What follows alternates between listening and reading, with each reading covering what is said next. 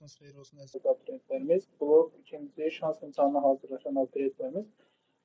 Bizə əvvəlki illərin bu iki blok imtahanla eyni olan mövzularına aid suallar ki var, onları seçmişik. İnşallah sizin sadəcəhlarla nəzərinizə çatdıracaq ki, bundan sonra elə bir suallar qarşınıza çıxarsa, verəcəyimiz sadə üsullardan istifadə edərək misallarımızın cavablarını tapa biləsiniz.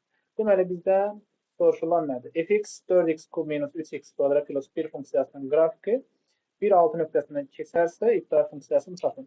Öncə bizə verilən ifadənin ibtidai funksiyasını tapar. Deməli, ibtidai funksiyası belə bir şəkildə olacaq. 4x kub olduğuna görə x üstü 4 olur, minus x-in kubu plus x plus z şəklində olur.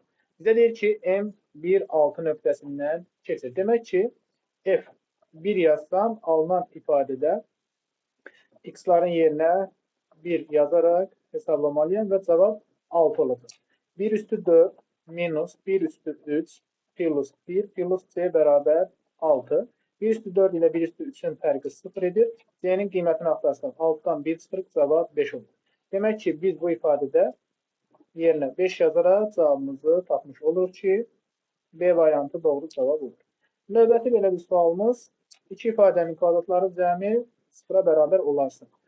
Verilən hər iki ifadə kvadratlar olduğuna görə bütün hallarda müsbət qiymətlər alır. Demək ki, 0-a bərabər olması üçün hər bir ifadənin qiyməti 0 olmalıdır. 0 olduqda 3-də 2x minus 4 0-a bərabər yazsaq, 3-də 2x 4-ə bərabər olur. Ardınca x-in qiyməti bizə 6-nı verir.